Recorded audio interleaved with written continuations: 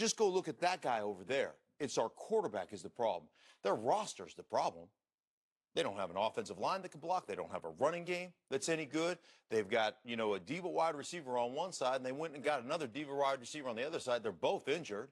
Like, how did you think that was going to work out? So I look at that and say, shame on you guys for putting your football team in this position. Eli's been a consummate professional. And listen, this is a battle of attrition. We all lose some of our skill set. But Eli is the least of the problems on the Giants offensively, the least of them. So good for Phillip Rivers for standing up for Eli Manning, and I think it's atrocious. When you sit there and you tell me that we want to look at our younger guys, we want to see what we've got, and then the answer is we're going to go to Geno Smith, well, you've seen that story. It played out right across the street. It's actually in the same stadium, but right across the street. You've seen that one play out in a Jets uniform. Don't tell me you're going away from Eli Manning because you want to see what you've got and then say Geno Smith is a guy. This is not a Kurt Warner, Eli Manning situation where Kurt Warner was 5-4 and they went to Eli Manning. Eli Manning was a first pick, yeah. Like they knew what they were doing there. This is Webb, a third rounder, I believe, and Geno Smith. I mean, listen, man. Would you have felt better had they skipped Geno and went straight to Davis Webb? Yeah, I suppose that I would understand it more if they did that. Mm-hmm. I still don't think it's the right move because I think what you've done is you have neglected the parts of the game. And you know how I feel, Sharp. You build a team from the inside out. Yeah, you front to back. Yep. O-line, D-line, go back. Right. And they have, no offense to the guys they have, but the left tackle they drafted has not worked out. He should be an inside player, but you just decide, hey, we're going to go down this road regardless. You can say that across the board with their offensive line, their running game. So you haven't supported the guy, and you make it look like, oh, it's Eli. He's not any good. No, you guys, Jerry Reese and Ben McAdoo, you haven't done the job.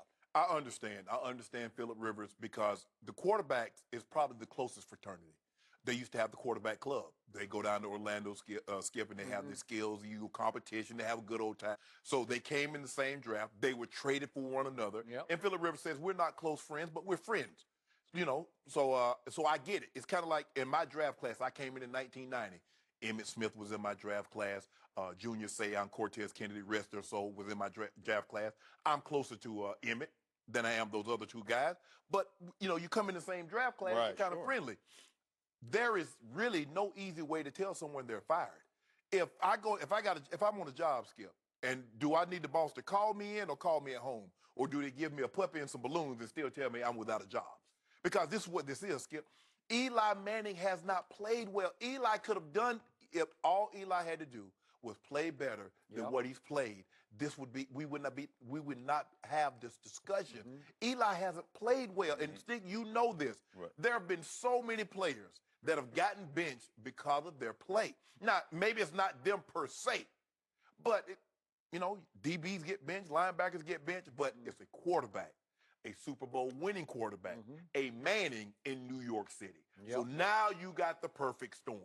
Skip, the dude hasn't played well. On Thanksgiving, he threw for 113 yards with under 50% completion.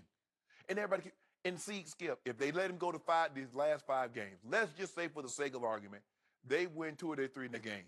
You know what the fan base is going to say? We get Odell back, we get Brandon Marshall back, draft a running back, Eli, okay. See, it's never going to be good enough for the fan base, Skip.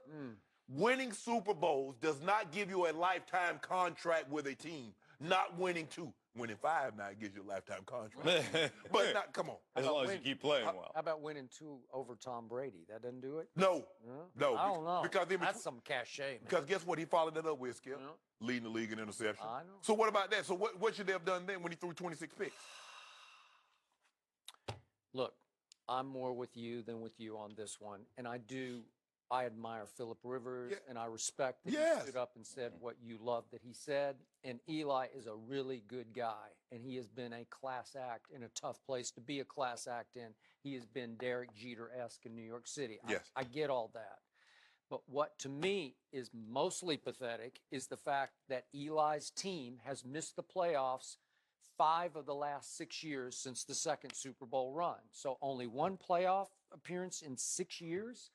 And he was the quarterback of all those teams. Yeah. And the one time they did make it was last year when, over the last 6 games, including the playoff loss at Lambeau, that offense failed to top 20, to score 20 or more points in all those 6 games. That's pathetic.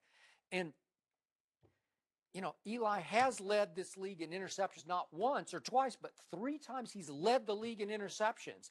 And if I replace the name Manning on the back with Smith, Nobody got a problem he would have with been it. gone. Nobody have a he problem wouldn't have with it. lasted this long. So he had 2 magical Super Bowl runs, just all-time great, in which they went 4-0 and 4-0. But the other 4 times, Eli's team made the playoffs, one and done, one and done, one and done. So he's 8-4 in the playoffs, and you don't have that much to show for a long career. Correct. And I don't know how much longer you can go. I think it came from, although John Mara was saying yesterday, oh, I wasn't involved in it. Yes, you Baloney. were. He did it. You're not making that move yeah. with that guy. Yeah, Right. And I agree with you. It's not Geno Smith. I think they just wanted a short bridge to get to Davis Webb, Right. because you just got to find out pretty soon who is Davis Webb was pretty good at Texas Tech. He sort of went back and forth with Baker Mayfield, then he lost the job to Patrick Mahomes. Then he goes to Cal and he goes 37 touchdowns to 12 interceptions. Well, I think he can throw it. He's 6'5", 225. He's prototype. Is he Eli Manning? I have no idea. I think they just need to figure it out, because they're probably going to have a really high draft pick. Do they need to draft a quarterback or not?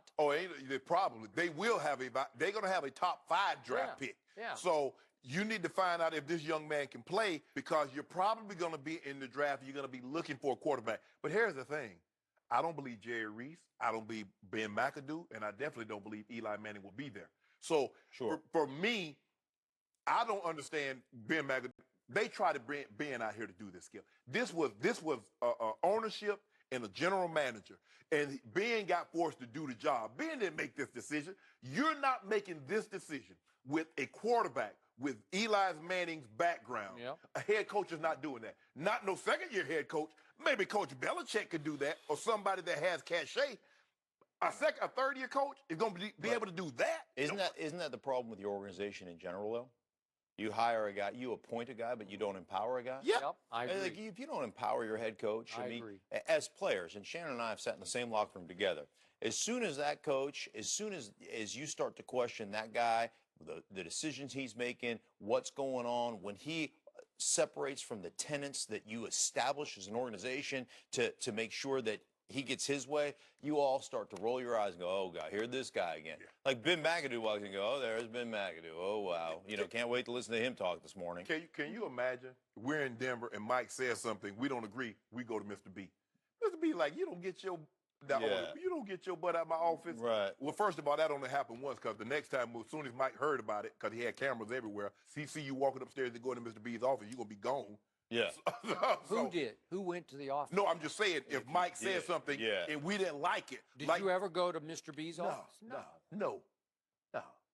Why would I do that? I mean, he's the head coach. This is what he says. Okay, fine. But we also had an owner. Didn't come in and try to have team meetings. He wasn't giving us pep talks. He wasn't saying this or that or other. Yep. What Mike said went. We knew that if we were there because Mike wanted us to be there. Mr. Bolin empowered Mike Shanahan to run the organization, and you knew who was in charge. You hear that, Jerry? Interesting. By the way, I got to compliment you on your early Man Behind the Curtain reference. Wizard of Oz? Yeah, Wizard of Oz. Thank you. It's a great movie. All-time. Yeah. I just had to throw that out. Yeah, absolutely. You know Wizard of Oz? Yeah. Sure. I don't think we're in Kansas anymore. Oh, you do know. Dude, you know how petrified were you of the flying monkeys back in the day? There's no flying place monkeys like home. Scary. There's no Joy, place were you like scary? home. Were you scared? The of the first time I flying watched monkeys? Wizard of Oz, it's got that like little weird. It's got a You got little ruby weird feel to slippers it. on? Do I? Yeah. Always. Do you have ruby slippers? That movie is the all-time underdog team winning story, right? Yeah. Are they not the underdog? Right, absolutely. Huh? Skip, I don't know why you don't think I don't watch TV. I don't know. Did you watch Wizard of Oz? I mean, it came on Disney a couple of times. He used to call me the Tin Man. I'd have to get oiled up. I got to get oiled up just to get out You're there. going to see how he be walking. Yeah. Hey, Tin Man, you need to oil But me, up. Tin Man right under the chin, right? No, Oh, was I? Yeah. Mark, thanks for joining us. Absolutely. Will the Eagles win their 10th straight on Sunday? We'll discuss